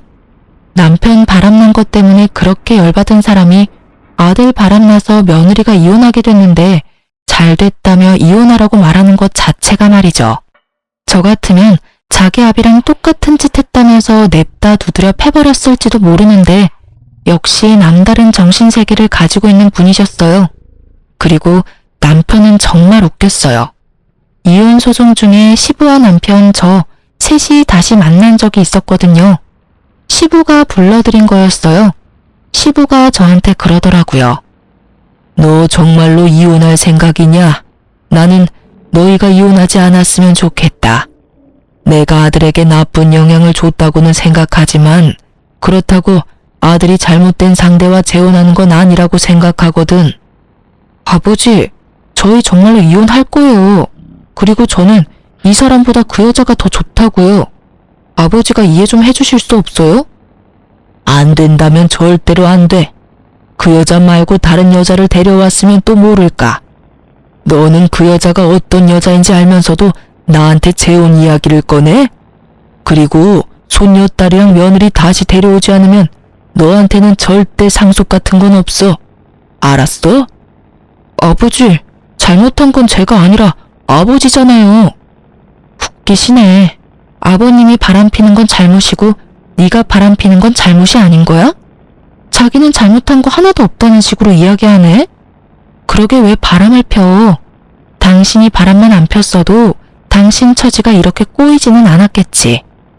남편은 아무 말도 못하고 저만 노려보더군요. 당신이 그 자리에서 그런 짓만 안 했어도 나중에 충분히 설득할 수 있는 일이었어. 그 말 병원 다니고 계신 어머님 앞에서 한번 해봐. 어머님 병원에 실려 가시겠지. 구구절절 맞는 말이라 그런지 남편이 입을 꾹 닫더군요. 너희가 헤어진다고 해도 너희 딸은 내 손녀다. 그것만은 잊지 말아라. 그리고 며느라가 네가 한 달에 한 번만이라도 손녀 데리고 나를 찾아와주면 나도 너한테 위자료를 지급할 생각이다. 그렇게 해주겠니? 네, 그리 원하시면 매달 와서 보여드릴게요. 그 순간 위자료가 탐났다기보다는 아이에게서 든든한 보호자를 뺏을 수 없다는 생각 때문에 받아들인 제안이었는데 생각보다 더 큰 위자료를 주시더라고요. 지금 남편과 같이 살고 있던 시부 명의 아파트요. 그걸 제 앞으로 해주셨거든요. 저는 제가 마음 놓고 살 수 있는 공간이 생긴 터라 마음이 놓였고 남편 놈은 다시 시부의 눈이 닿는 곳에 들어가게 됐죠. 상간녀도 남편과 결혼하려고 그렇게 애썼는데 상간녀의 엄마가 두 사람 사이를 뜯어 말렸다고 해요. 건너 들은 바로는 상간녀의 엄마와 시부는 제가 서로의 가족을 만나게 한 그 즈음에 결혼 이야기가 나오고 있었다고 하더라고요. 시부도 귀찮은 시모를 떼어놓고 싶어한 모양이었고 상간녀의 엄마는 시부의 와이프가 되면 꽤나 풍족한 생활을 할 수 있을 거라는 생각에 그렇게 하자 이야기가 되고 있었다고 하더군요. 그런데 제가 두 가족을 만나게 하는 바람에 일이 꼬여서 두 분의 결합은 없던 일이 되어버렸거든요. 눈앞에 있던 커다란 고기가 사라진 상간녀의 엄마가 상간녀를 뜯어 말린 건 어쩔 수 없는 일이었던 거죠. 그렇지만 상간녀도 포기할 수는 없었는지 두 사람이 강제로 혼인신고서를 내려고 벼르고 있었다고 하더라고요. 전 남편이 저한테 그런 이야기를 했거든요. 너랑 이혼만 되면 바로 가서 혼인신고서 낼 거라고. 그런데 시부가 저와 남편을 불러 상속 안 해줄 거라는 이야기와 함께 저희가 살던 집을 제 명의로 돌려준 것을 상간녀가 알게 된 거죠. 상간녀는 상간녀대로 집도 저한테 빼앗기고 상속도 안 되는 남자를 데리고 있느니 다른 남자 찾는 게 더 빠르다는 생각을 한 것 같더라고요. 남편도 상속이 걸린 문제에서는 어쩔 수 없었던 것 같고요. 결국은 그렇게 타오르던 사랑의 불꽃은 하얀 재가 돼서 서로 잿가루만 듬뿍 묻힌 채 헤어졌더군요. 그렇게 헤어지고 전 남편이 저한테 만나자고 연락이 왔었어요. 나가지 않으려 했지만 당시에는 근황이 너무 궁금했거든요. 무슨 일로 보자고 했어? 바쁘니까 짧게 말해줘. 냉랭한 제 모습에 전 남편이 눈치를 보더니 그러더군요. 우리 이혼하는 거 다시 생각해 볼 수는 없어? 나 그 여자랑 헤어졌어. 당신이 그 여자랑 헤어지면 용서해준다고 했잖아. 그건 이혼 전의 이야기지. 지금은 이미 이혼했잖아. 그런데 왜 내가 당신을 용서해줘야 해? 이혼으로 이미 다 끝난 일이야. 그 제안을 받아들이려면 그때 받아들였어야지. 왜 이제 와서 아쉬운 소리를 해? 내가 정말로 잘못했어. 그런 여자인지도 몰랐고 아버지랑 그렇게 엮인 사이인지도 몰랐단 말이야. 솔직히 따지고 보면 나도 피해자인데. 그래. 근데 나한테 당신은 가해자야. 내 가슴에 비수 꽂고 다른 년이랑 바람난 전 남편. 그런 네가 왜 이제 와서 나한테 이러는지는 모르겠지만 너 나한테 재결합 요구하려는 거면 잘못했다가 아니라 미안하다고 먼저 사과를 했었어야지. 그리고 한 가지 확실하게 할게. 나는 한 번 바람핀 놈은 절대 못 믿어. 그러니까 앞으로 나한테 연락하지 마. 그 여자하고 잘 안 되니까 나한테 다시 슬금슬금 기어온 모양인데 나는 절대로 당신이랑 재결합 안 해. 내가 정신 나갔어? 미친놈이랑 다시 결혼 생활을 하게. 쓸데없는 말 하지 말고 양육비나 꼬박꼬박 보내. 안 보내면 아버님한테 이를 거야. 한 달에 한 번씩 아버님이랑 만나는 건 알지? 그러니까 하는 말이잖아. 우리 아버지는 만나면서 왜 나한테는 기회도 안 주는데? 한 번 정도는 용서해줘도 되잖아. 내가 여러 번 바람을 핀 것도 아니고 잠깐 딱 한 번 외도에 빠진 것 뿐인데 그걸 용서를 못한다고 하는 건 좀 아니지. 넌 한 번은 용서해야 하고 두 번은 용서하지 말라는 거야? 그런데 어쩌나? 당신이 한 번 바람 필지 두 번 바람 필지 누가 장담할 수 있는데 나는 그 한 번이 싫은 거야. 이미 나한테서 맘 떠났는데 어떻게 그게 다시 돌아와? 절대 안 돌아와. 당신이 원하는 건 내가 아니라 시부의 돈이겠지. 앞으로 이런 이야기 할 거면 부르지 마. 서로 시간만 낭비하고 서로 다른 입장만 확인할 뿐이니까. 제 말에 변명을 필사적으로 늘어놓으려는 남편놈을 내버려 두고 나왔어요. 아시는 분들은 아실 텐데요.